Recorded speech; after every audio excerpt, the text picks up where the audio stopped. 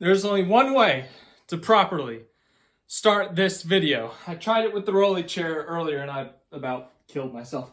So we're going to do it with this standing still chair.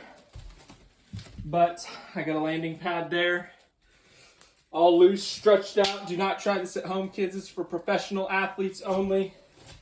In honor of Colorado Edwards in the Hall of Fame. Can't even talk. I'm so hyped. We're doing a backflip. In 3, 2, 1. Oh, okay. Man down. Please excuse that pathetic attempt of a backflip. I am in no way athletic, and if I tried to do it, authentically jumping off of a car, I would have indeed died today. So I did not feel like dying today. Anyways, yes, today the 2025 NASCAR Hall of Fame class was announced. We're going to talk about that. We're going to talk about a lot of other news.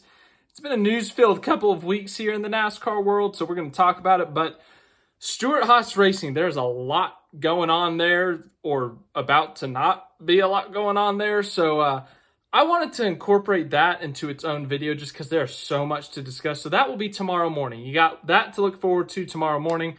Today, though, we're talking about today's news and a little bit of yesterday, and it has to do, we're going to start off with the Xfinity Series. The Xfinity Series at Charlotte, actually. Kyle Busch, we talked about it a little bit in last night's live stream, but Kyle Busch will be in the RCR number 33 for the Xfinity Series race. So, there you go. It's pretty straightforward. Kyle Busch has been a hot topic this week after he got punched in the face by Ricky Stenhouse Jr., but he will be in the Xfinity Series race. Not much else to it. Up next, speaking of the Xfinity Series, Josh Bilicki, who has run part-time in Cup before. He's run in the Xfinity Series before. He has a big opportunity ahead of him. He will be driving the Joe Gibbs Racing number 19 in the Xfinity Series for a handful of starts, starting at Portland. Portland is going to be the Xfinity Series race when NASCAR, the Cup Series, and Truck Series are at Gateway. So not this weekend, but the next weekend, that first weekend of June. Josh Bilicki will be making his Joe Gibbs Racing debut at Portland, and then there's going to be a few other starts for him. That's a huge opportunity for Josh Bilicki. So if you're a Josh Bilicki fan, good for you. He's got a big opportunity coming up. But yes, Josh Bilicki getting himself some good equipment, has a great opportunity ahead of him. And this next one has to do with this week at Charlotte. It is the Cup Series, though, and this is just so weird. I'm just going to read the tweet. I'm just going to read it. Ty Dillon will drive the number 50 Cup car this weekend at Charlotte. The team is owned by some of the same people that who co-owned TMT, the money team, but Mayweather not involved. And Amerivet Securities, a service-disabled veteran owner, broker, dealer, financial services company. There's a lot to unpack there. First thing to unpack, the money team is still alive, but it's without Floyd Mayweather. Isn't the whole purpose of the money team that the money team related to Floyd Mayweather? They have the number 50. Now 2311 has the number 50. Now it's owned by Amerivet Securities or something, or they're sponsoring it. As I said, there's a lot to unpack here. Here's what I took out of it. Ty Dillon's going to drive the car. This is a back marker team. I don't think they're going to have a shot at winning the race, but there is an extra entry in the field this week. So another car in the field, good for them. Good opportunity for Ty Dillon to get back in the Cup Series, even if it's just for a one-off.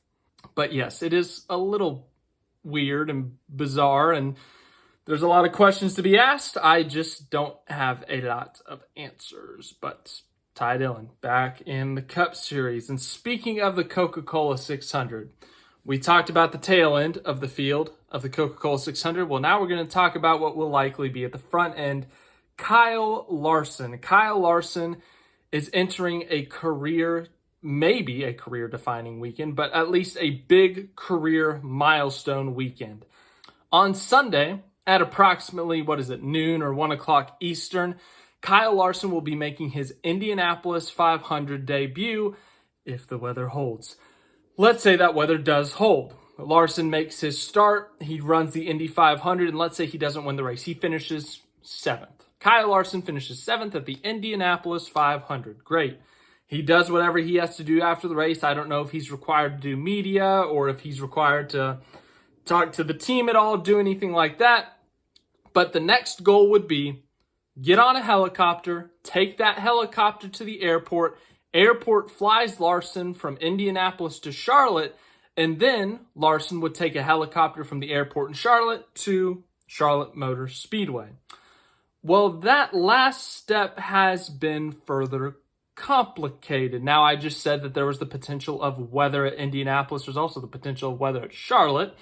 But as I said, if this were to all rain-free, both races get in on time, here is the further complication to Larson's travel plans. That is that former President of the United States, Donald Trump, may be attending or is probably attending the Coca-Cola 600 at Charlotte Motor Speedway. And due to the fact that he is a former president of the United States, he has the Secret Service, protection. He has there's all these security things that get put in place for a former president or an active president. You're going to get, if you're going to the race, you're going to get extra checked this weekend. I'm pretty sure. I've never been to a race, but from what I've read is that they even pat down and search the drivers. When Trump was president and he showed up to the Daytona 500, they were patting down and scanning drivers. They check every single person. This is a high security situation. So point being is that the FAA has different restrictions when a president or former president is somewhere. And so it reads here, no person may operate an aircraft over or in the vicinity of any area to be visited or traveled by the president, the vice president, or other public figures, contrary to the restrictions established by the FAA and published in a NOTAM. So yes, that would further complicate Larson getting from the Charlotte airport to Charlotte Motor Speedway. I don't know how wide this perimeter is in terms of the no-fly zone, but realistically, Larson should still be able to get to Charlotte. But, if there's a time issue, if there's a slight delay at Indy, or let's say Larson wins at Indy and he's super crunched on time, well, this just made him extra crunched on time because they're going to have to fly a few miles away from the track. They're going to have to drive into the track. Race traffic is race traffic, as we all know. And so now all of a sudden, Kyle Larson, who thought, this was going to be stressful enough getting from one race to another, well, we have added another factor. Unless they can make an exception. Can Donald Trump just wave him through and say okay, yeah, he's cool. I don't know how it works. I don't know anything. But yes, Kyle Larson may have an extra step, an extra hurdle to jump when it comes to going to these different races. As for the whole reason we are here, the thumbnail of this video, the title of this video, why I attempted to do a backflip pretty terribly, the 2025 NASCAR Hall of Fame class was announced today. The new system in the NASCAR Hall of Fame voting allows for 2 members of the modern era ballot and 1 from the pioneer era to be inducted into the Hall of Fame the next year. There's also a landmark award that was awarded today, or that was announced today. I think they are honored at the actual Hall of Fame induction ceremony. That landmark award went to Dean Sicking. Very deserving. He was one of the ones, he was the one that was appointed by NASCAR to help find out, why Dale Earnhardt died, to make the sport safe, to make NASCAR safer. And of course, that came with the inventing of the safer barrier that we see at all the racetracks now, the steel and foam energy reduction barrier. That, of course, has prevented so many injuries and even deaths in NASCAR and other racing series to this day. So the safer barrier, a massive innovation in the racing world, and Dean Sicking, a big part of that. So very deserved in that award. And that was announced. Obviously, as we saw with the backflip again, Carl Edwards was one of those inducted into the Hall of Fame. The other modern era ballot was Ricky Rudd. And then the pioneer ballot was Ralph Moody. Now, there are always debates as to who should be in the Hall of Fame, who shouldn't be in the Hall of Fame. controversy. Oh, this person should have got in. Debate that. Yes, you can. I I know that that's a difficult decision for those who have to vote for the Hall of Fame candidacy. Obviously, last year the big controversy was, how is Jimmy Johnson not a unanimous Hall of Famer? Well, this year I think the controversy would be, if you look at the others on the list, you could argue, put this person above this person. I think a lot of people, 87% of the votes had Ricky Rudd in, so I think that's one that not a lot of people would argue. Carl Edwards got 52% of the vote. And here's the thing, I don't want to debate against these guys. I think everyone is in some way worthy of the Hall of Fame. I think Carl Edwards is a worthy Hall of Famer, but there is, of course, the argument, the way he left NASCAR and whatnot. But today, I don't want to discuss that too much. Just look at these guys' careers. First, I want to look at Ricky Rudd. Ricky Rudd, when you Google tough, I'm pretty sure the Ricky Rudd shows up in the definition. Everyone knows that picture of him with his eyes literally taped open because he got hurt in a crash in 1984 and his eyes were so swollen he had to physically tape his eyes open to race. He has so many records. I think he has the modern era record for most starts in a career. It spanned over 30 years, I believe. He had over 900 starts. He previously held the Ironman title. He had 788 consecutive NASCAR Cup Series starts. That record was broken in 2015 by Jeff Gordon, another Hall of Famer. He had 797 consecutive starts. And Rudd, also a successful career, 23 career wins, 194 top fives, 29 poles. He was the Rookie of the Year in 1977. So Ricky Rudd, he did a lot in his Cup Series career. He did a lot in his NASCAR career as a whole. And obviously, as I said, is known for being a very tough guy. He held the Ironman title for so long. The eyes taped open. I mean, there's so much about Ricky Rudd. No dispute, no question. He is a Hall of Famer. Ralph Moody,